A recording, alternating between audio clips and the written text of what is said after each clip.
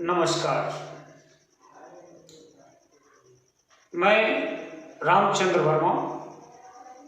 पिछले वीडियो में मैंने हिंदी वर्णमाला के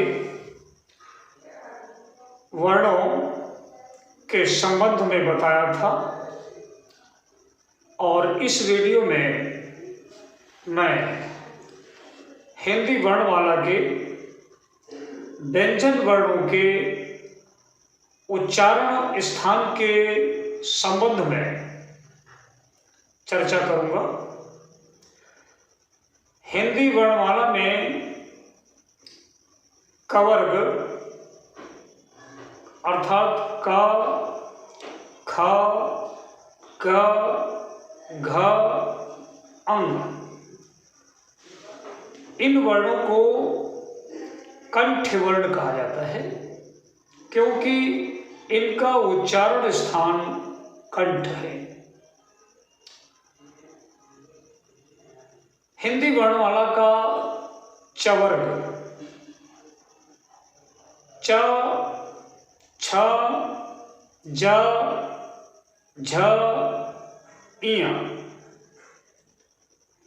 इन्हें तालव्य कहा जाता है क्योंकि इनका उच्चारण स्थान तालु यानी मुंह के भीतर की छत का पिछला भाग, जहां से इनका उच्चारण होता है। इसी प्रकार हिंदी वर्णमाला का ट वर्ग ट, ठ, ड, ढ, अण,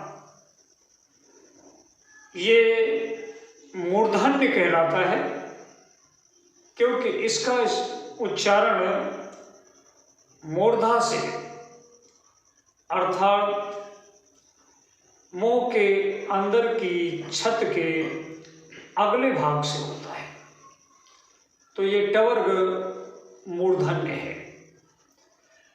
इसी प्रकार हिंदी वर्णमाला का त वर्ग अर्थात ता, थ, द, ध, न, ये दंत कहलाते हैं क्योंकि इनका उच्चारण स्थान ऊपरी दंत,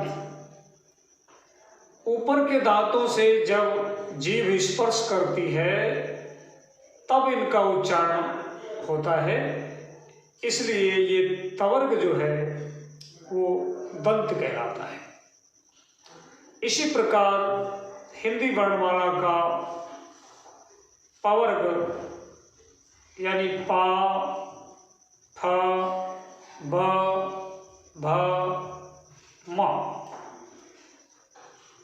इनका उच्चारण स्थान ओष्ठ है, यानी दोनों होंठ, ऊपर का और नीचे का दोनों होंठ जब एक दूसरे से स्पर्श करते हैं तब इनका उच्चारण होता है।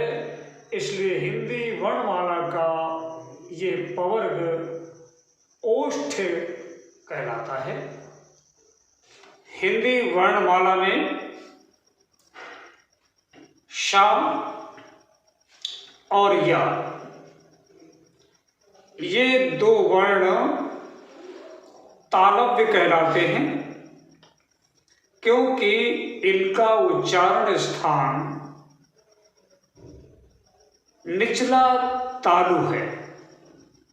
हमारी जीभ जब मुड़कर निचले तालु का स्पर्श करती है तब इनका उच्चारण होता है शा या। इसीलिए इस सा को तलव्वी सा बोलते हैं। इसी प्रकार वर्णमाला के सा, रा और ला, ये वर्ण वर्ष कहलाते हैं, क्योंकि इनका उच्चारण स्थान दंतमूल है। हमारी जीभ जब ऊपर के दांतों की जड़ को यानी मूल को स्पर्श करती है, तब इन वर्णों का उच्चारण होता है। इसीलिए इस सा को दंती सा भी बोलते हैं। इसी प्रकार वर्णमाला में जो वा वर्ण है ये दंतोष्ठ है, यानी निचला ओंठ जब ऊपर के दंत को स्पर्श करता है तब इसका उच्चारण होता है। इसलिए इसका उच्चारण स्थान दंतोष्ठ है। इसी प्रकार वर्णमाला में हा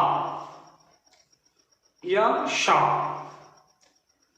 इस वर्ण का उच्चारण दो तरह का है। हा, जब इसका प्रयोग हम करते हैं तो कहीं इसका उच्चारण शा होता है, कहीं हा होता है। इसका उच्चारण स्थान मूर्धा है, इसलिए इसे मूर्धन्य कहते हैं। इसी प्रकार वर्णमाला का हा वर्ण, वर्णमाला का जो हा वर्ण है ये हमारे कंठ से जब वायु बाहर निकलती है तब इसका उच्चारण होता है। तो इस वर्ण को अंतर स्वरीय अर्थात स्वर यंत्रीय कहते हैं, क्योंकि इसमें जो स्वर है वो अंदर से निकलता है, इसलिए इसे अंतर स्वरीय वर्ण कहते हैं। हमारी वर्णमाला में दो उच्छिप्त वर्ण ये हैं ड़ा और ढ़ा, यानी टवर्ग का जो डा है उसके नीचे जब नुक्ता रखा होता है तो ये नुक्ता उसकी ध्वनि को डा के बजाय ड़ा कर देता है। उदाहरण के लिए जैसे पा के बाद डा है और आ की मात्रा है तो इसे पड़ा पढ़ा जाएगा, लेकिन जब डा के नीचे नुक्ता आ जाएगा तो ये पड़ा हो जाएगा। इसकी ध्वनि परिवर्तित हो जाएगी। इसी प्रकार से ढा के नीचे जब नुक्ता आता है तो ये ढ़ा हो जाता है। वर्णमाला के इन दो उच्छिप्त वर्ण, क्योंकि ये हमारी वर्णमाला में प्रक्षेपित हैं इसलिए इन्हें उच्छिप्त वर्ण कहते हैं, और इनमें हमारी जीभ ऊपर से नीचे झटके से गिरती है। ध्यान दें, ड़ा ढ़ उच्चारण से साफ स्पष्ट हो जाता है कि इनमें हमारी जीभ जो है झटके के साथ नीचे गिरती है और उच्चारण इनका जो है परिवर्तित होकर के निकलता है। इस प्रकार से हमारी वर्णमाला में जो वर्णों के उच्चारण स्थान है इसके संबंध में मैंने आप लोगों को बताया। और हमारा ये वीडियो यदि आपको पसंद आया हो तो इसे लाइक करें, शेयर करें